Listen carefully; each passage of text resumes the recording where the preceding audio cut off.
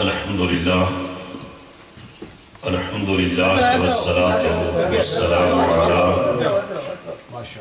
سیدنا و مولانا و ملجانا و مولانا محمد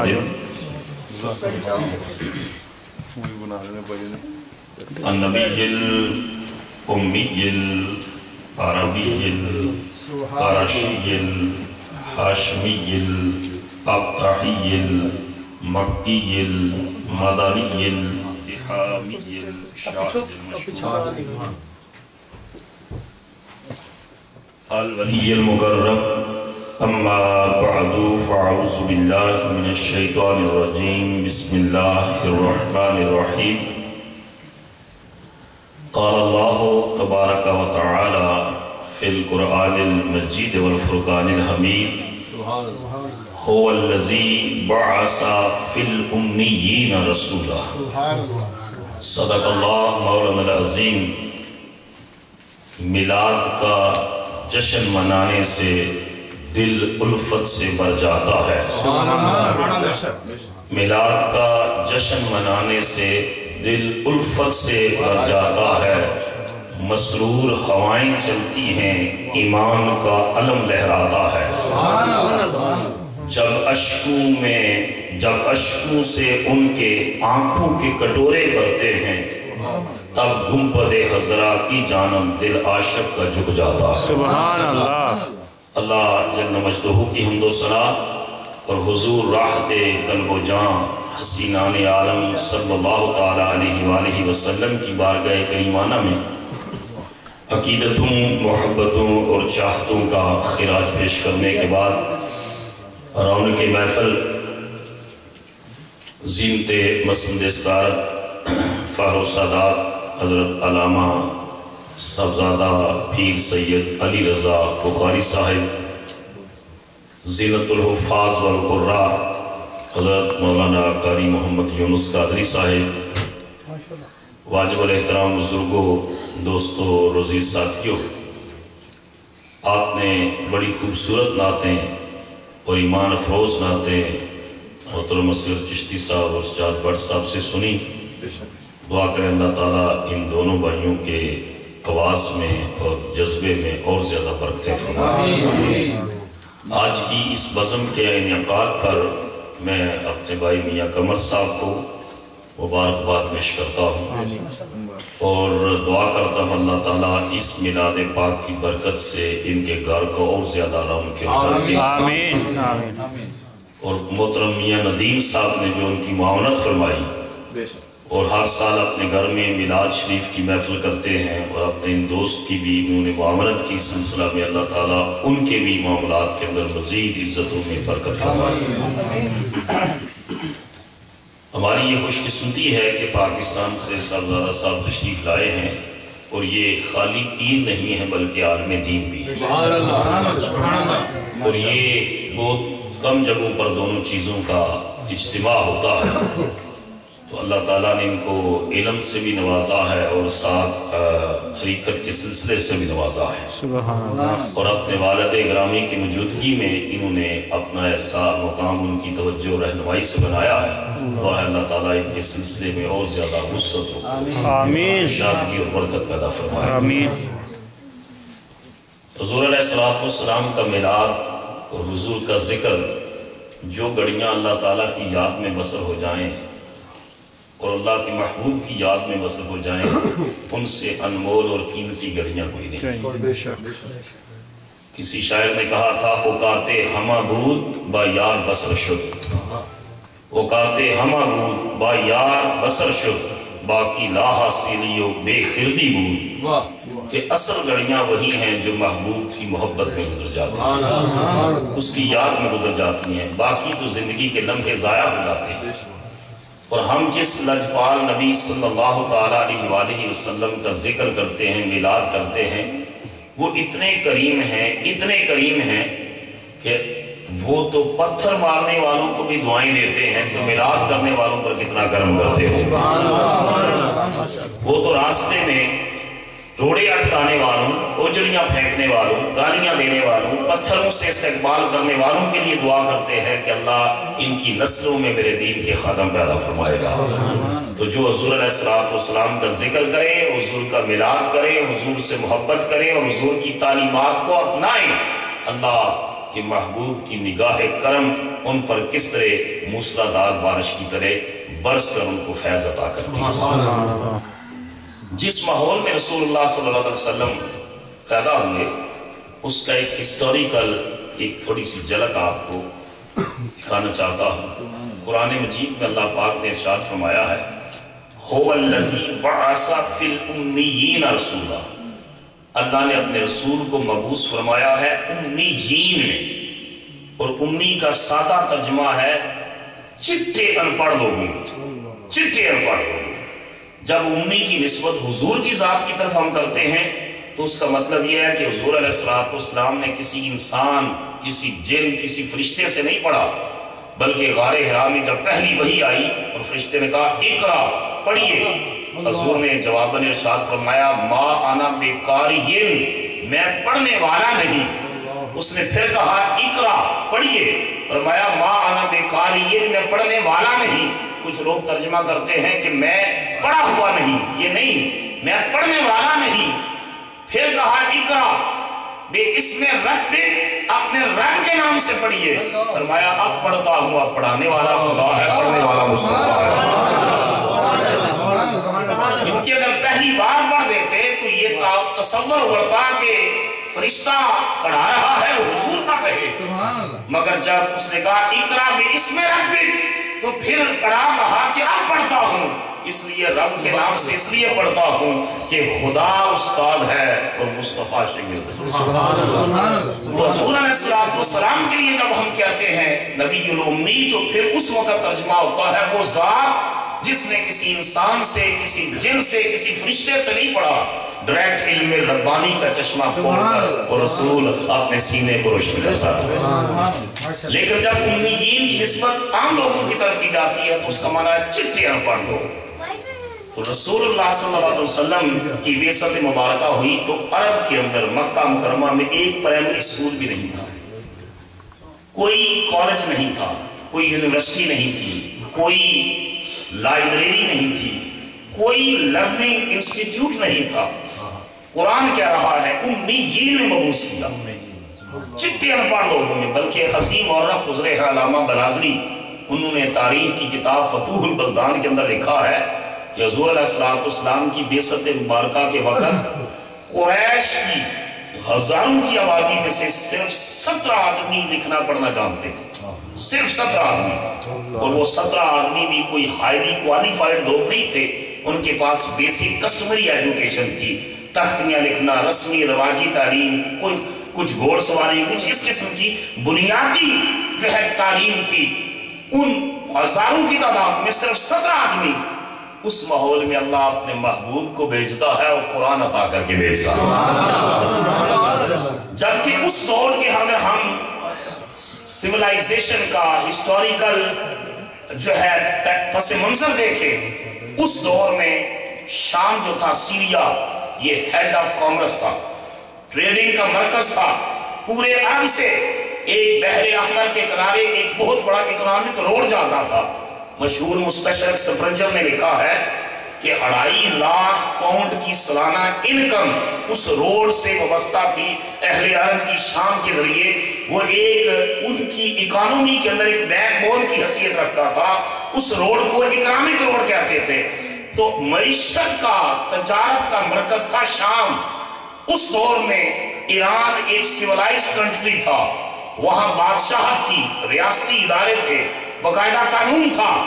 اس دور میں اللہ پاک نے رسول اللہ صلی اللہ علیہ وسلم کو ایران میں نہیں بھیجا، اللہ پاک نے رسول اللہ کو شام میں نہیں بھیجا۔ اس دور میں یونان علم و حکمت کا گڑھ تھا، ارسطو افلاطون جالینوس ان کے فکر اور فلسفے کی دھومیں مچی ہوئی تھی۔ اللہ پاک نے اپنے محبوب کے بعثت کے لیے یونان کی زمین کا بھی انتخاب نہیں فرمایا۔ اس دور میں مصر تہذیب و تمدن کا گڑھ تھا، بابل اور نیروا کی تہذیبوں کی دھومیں مچی ہوئی تھی۔ اللہ نے اپنے محبوب کو مصر میں بھی نہیں بھیجا، یونان میں علم و حکمت ہے، ایران میں ریاست و سیاست اور بادشاہت ہے، مصر میں تہذیب و تمدن ہے، شام میں معیشت و تجارت ہے، لیکن مکہ میں نہ معیشت و تجارت ہے، نہ علم و حکمت اور فلسفہ ہے، نہ ریاست و حکومت اور سیاست ہے، نہ تہذیب و تمدن ہے، بلکہ هو الذی بعث فی الامیین رسولا، وہ ٹرائبل لائف ہے، لاف جنگل ہے۔ کہا کہ محبوب میں نے تیرے لیے مکہ کا انتخاب اس لیے ام القرا بستیوں کی مانگ کا انتخاب اس لیے کیا کہ اگر میں یونان بھیجتا تو کوئی اعتراض کرتا کہ اس نبی نے علم یونانیوں سے سیکھا ہے۔ کہا میں نے بھیجا مکہ میں چٹی انپڑھ لوگوں میں ہے، لیکن اتنی شانیں دے کر بھیجا ہے جو اس کے قدموں میں بیٹھے ہیں وہ علم کے تاجدار کہہ رہا ہے۔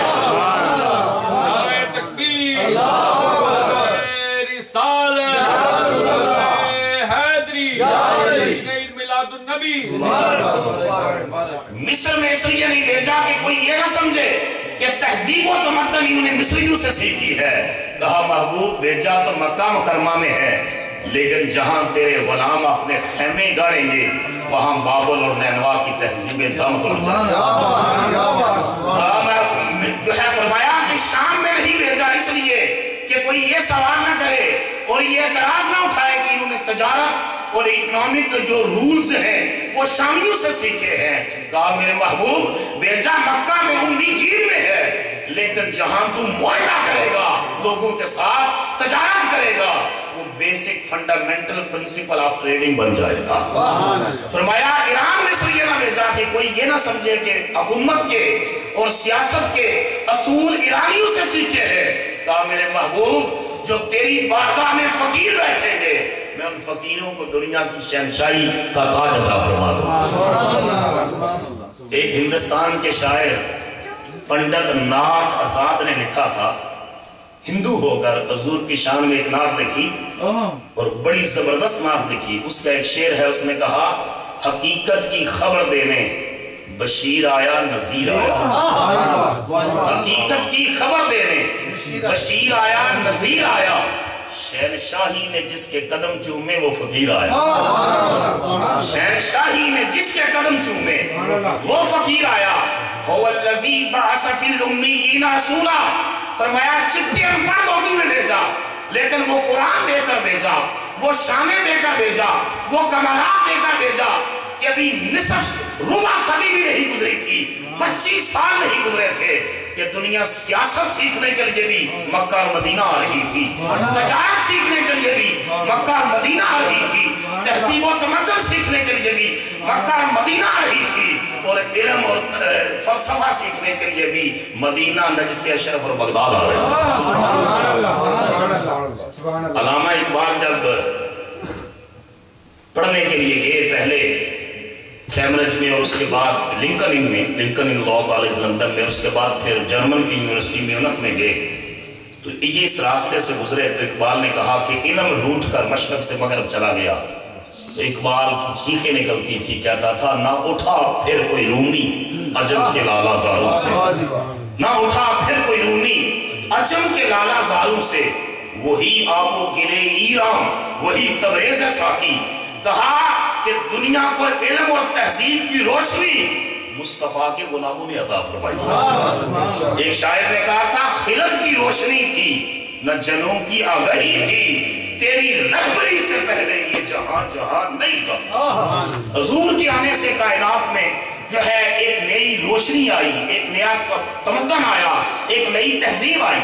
دیکھئے نا دنیا میں بڑے بڑے فاتحین گزرے ہیں، سکندر اعظم آپ کو پتا ہے فاتح عالم کہلاتا ہے۔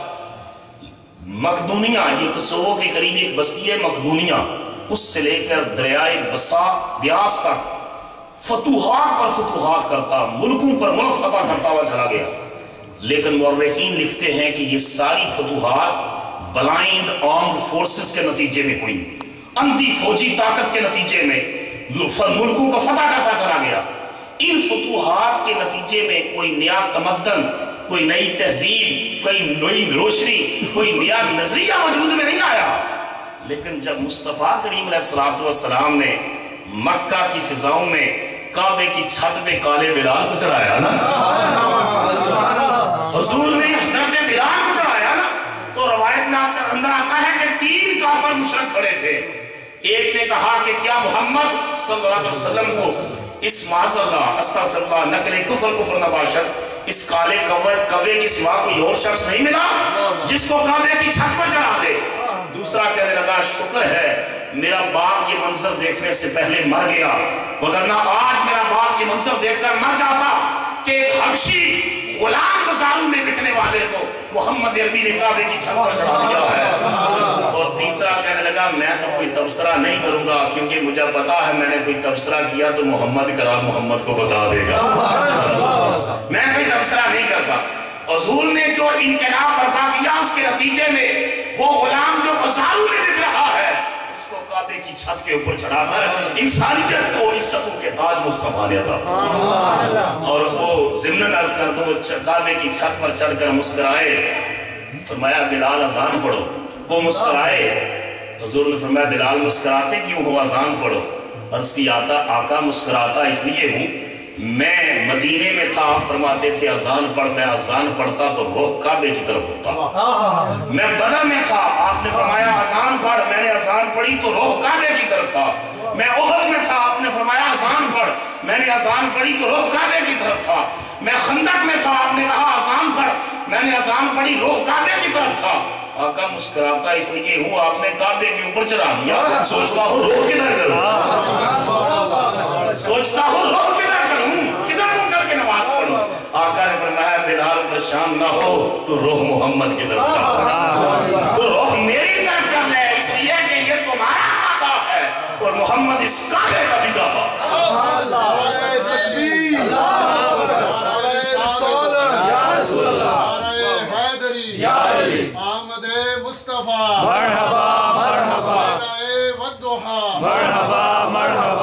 हाजियों आओ शहनशाह का रोजा देखो। ये यहाँ मसले पूछते हैं कि मक्का मुकरमा जाएं और मदीना तैयबा ना जाएं तो हज हो जाता है, जालिमो तुम्हारा तो हज मदीने जाए बगैर हो जाता है। आला हज़रत कहते हैं मैं हज करने नहीं जाता, मैं तो मुस्तफा करीम की बारगाह में हाज़िरी देने जाता हूँ, हुजूर के सदके अल्लाह मक्का भी दिखा देगा। ये सोच का रुख है, ये सोच का हाजियों आओ शहनशाह का रोजा देखो। काबा तो देख चुके अब काबे का, काबा तो देख चुके बोली अब काबे का काबा देखो। रियाज हुसैन चौधरी ने क्या खूबसूरत बात लिखी, उसने कहा जिधर वो नजर नहीं आते हम वो रास्ता ही छोड़ देते हैं रियाज, जिधर वो नजर नहीं आते हम वो रास्ता ही छोड़ देते हैं रियाज, हम वो रास्ता ही छोड़ देते हैं और काबा बनता इसी सिमत है रियाज, रुख जिधर वो मोड़ देते हैं, रुख जिधर वो मोड़ देते हैं। हुजूर अलैहिस्सलाम ने ऐसी तहजीब और रोशनी दी।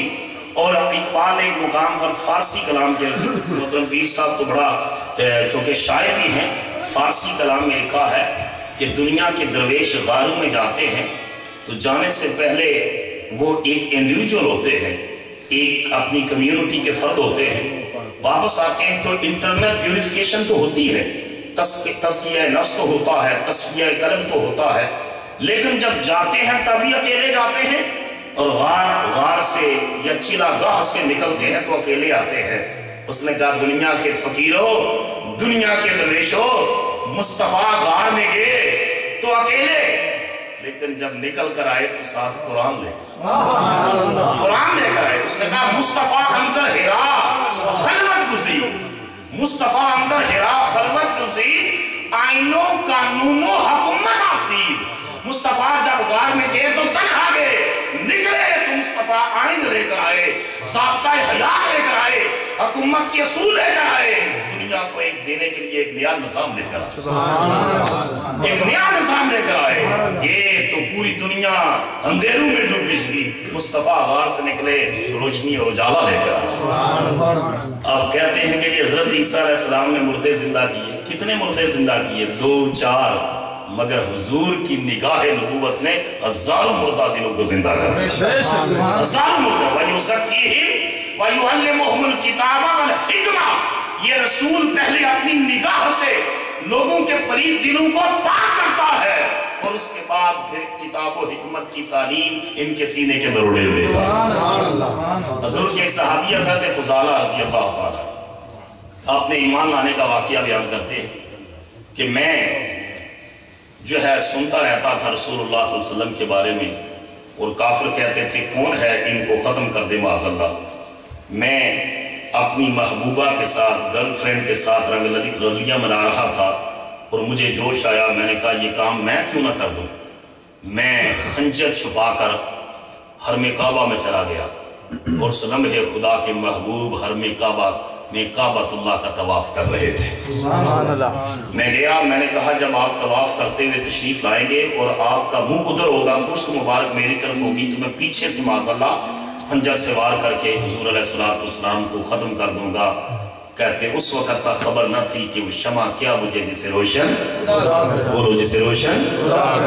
کسی پیغمبر نبی قتل بھی ہوئے، کسی کتاب کی حفاظت کی ذمہ داری خدا نے نہیں لی اور کسی نبی کی، مگر مصطفیٰ کے قرآن کی بھی حفاظت کی ذمہ داری لی، مصطفیٰ کی ذات کی بھی حفاظت کی ذمہ داری۔ اللہ یعصمک من الناس، اللہ تجھے لوگوں کے شر سے محفوظ بچائے گا۔ تو کہتے ہیں کہ میں اسی جو ہے خیال کے ساتھ کھڑا تھا، رسول اللہ صلی اللہ علیہ وسلم چکر لگا کر آئے تو حضور آگے جانے کی بجائے سیدھے میری طرف آئے۔ حضور نے فرمایا تعالی یا فضالہ، فضالہ میرے قریب آ۔ تو میں قریب گیا تو حضور نے فرمایا کس لیے کھڑا ہے؟ عرض کیا جی ویسے ہی کھڑا ہوں۔ نگاہ نبوت میری طرف اٹھی، جلال کی۔ حضور نے فرمایا سچ بتا فضالہ، کیا تو مجھے قتل کرنے کے ارادے سے نہیں آیا؟ اور بتا وہ خنجر کدھر ہے؟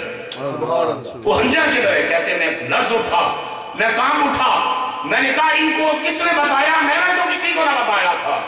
حضور نے قریب کر کے میرے سینے پر ہاتھ رکھا اور اس طرح ہاتھ پھیر کر اللہ کی بارگاہ میں دعا مانگنے لگے، اللہم اذہب الغل من صدر فضالہ، اے اللہ فضالہ کے دل سے کفر کی اور شر کی سیاہی کو دھو ڈال۔ کہتے حضور دعا مانگ رہے تھے اور میرے اندر سے کفر کی تاریکی دھل رہی تھی، کفر کی تاریکی دھل رہی تھی۔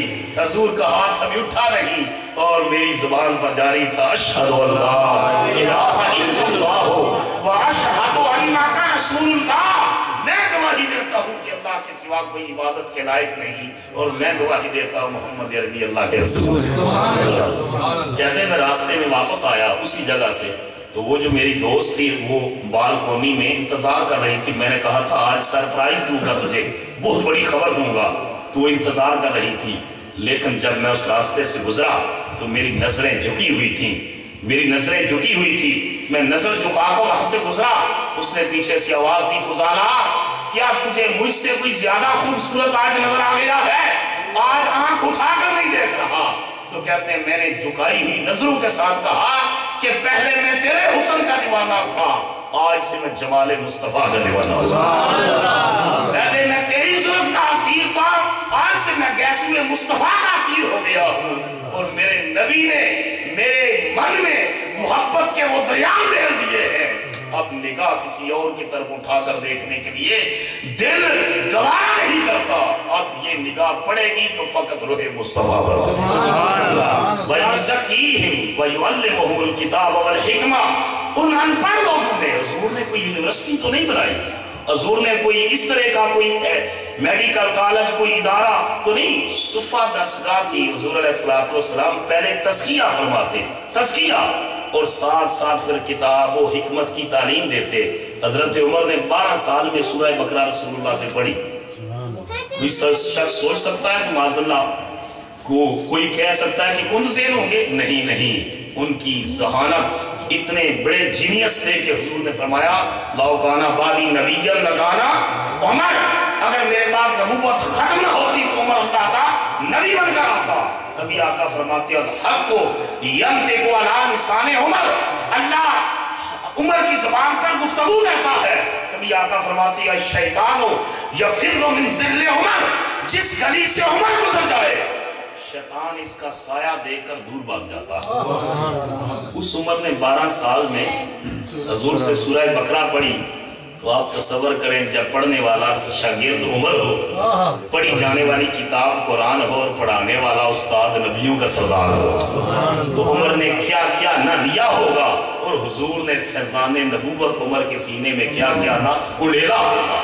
اسی وجہ سے انہوں نے پوری دنیا کو اندر حکمرانی کے اصول چھوڑے کہ آج بھی دنیا جو ہے وہ اپنے اسکینڈینیوین کنٹریز ویلفیئر اسٹیٹ کا جو سیمبل ہے وہ اپنے سسٹم کو عمر سسٹم کہتے ہیں، کہ جس کا جو شاگرد محمد مصطفیٰ کا ہو، اس شاگرد کے کمالات یہ ہیں، اس کے مرشد کامل اور استاد گرامی کے کمالات کیا ہو؟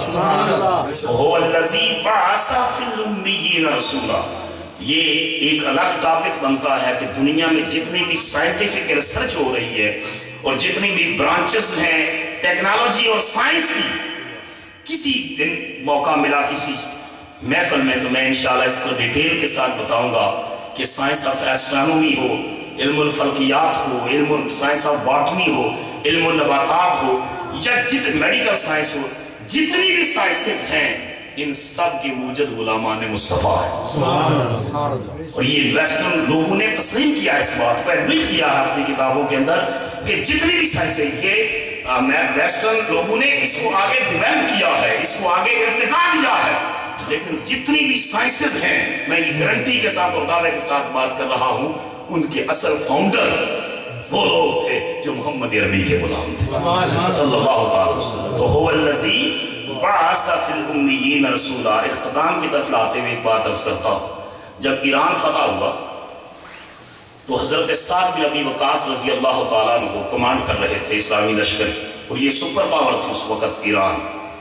تو حضور علیہ السلام نے بشارت دی تھی، ایک مرتبہ جب غزوہ خندق کے موقع پر ایک چٹان آ گئی، صحابہ کرام اس کو جو ہے وہ توڑ نہ سکے، ساری کوشش کر دی توڑ نہ سکے۔ حضور کی بارگاہ میں عرض کیا یا رسول اللہ جو ہے یہ نہیں ٹوٹ رہی۔ حضور نے فرمایا یہ کدال مجھے دو۔ حدیث بات میں آتا ہے حضور نے زور سے کدال ماری اس کے اوپر، اور اس کا ایک روشنی نکلی اس چٹان سے، اور ایک ٹکڑا ٹوٹ کے دور جا گرا۔ حضور نے فرمایا اوتی تو مفاتیح کسرا، مجھے ایران کی چابیاں رب نے عطا فرما دی۔ بولو نا ذرا۔ حالت یہ ہے کہ صحابہ کرام نے جو ہے وہ اس شدت کا فاقہ ہے، اس شدت کا فاقہ کہ پیٹوں پر پتھر باندھے اور انہیں رفع حاجت کے لیے جگہ نہیں ہے مل رہی، حالت یہ ہے، اور مصطفیٰ کہہ رہے ہیں کہ مجھے ایران کی چابیاں دے دیں گی۔ حضور نے دوسری ضرب لگائی، دوسرا ٹکڑا روشنی نکلی، دوسرا ٹکڑا دور گرا۔ حضور نے ارشاد فرمایا کہ مجھے ملک شام کی چابیاں دے دیں گی۔ منافقوں نے اس وقت بانے جو ہے یہ افسانے گڑے کہ دیکھیں ہمیں کھانے کے لیے مل نہیں رہا، اور مسلمانوں کے نبی کبھی ایران کی خوشخبریاں دیتے ہیں فتح ہونے کی، کبھی شام کی خوشخبریاں دیتے ہیں، کبھی یمن کی خوشخبریاں دیتے ہیں فتح ہونے کی، لیکن انہیں پتا نہ تھا کہ نگاہ نبوت کہاں تک دیکھ رہی ہے۔ اور ایک نقطہ یاد رکھنا اہل سنت والجماعت کے عقائد میں ہے کہ یہ ملک فتح ہوئے حضرت عمر فاروق کے زمانے میں۔ کب؟ عمر فاروق۔ اور حضور نے فرمایا مجھے ایران کی چابیاں دے دے گی ہیں۔ پتا چلا حضور عمر کے زمانے کو اپنا زمانہ کہہ رہے ہیں، حضور عمر فاروق کے زمانے کو اپنا زمانہ کہہ کے خلفائے راشدین کی خلافت کے اوپر مہر نبوت لگا رہے۔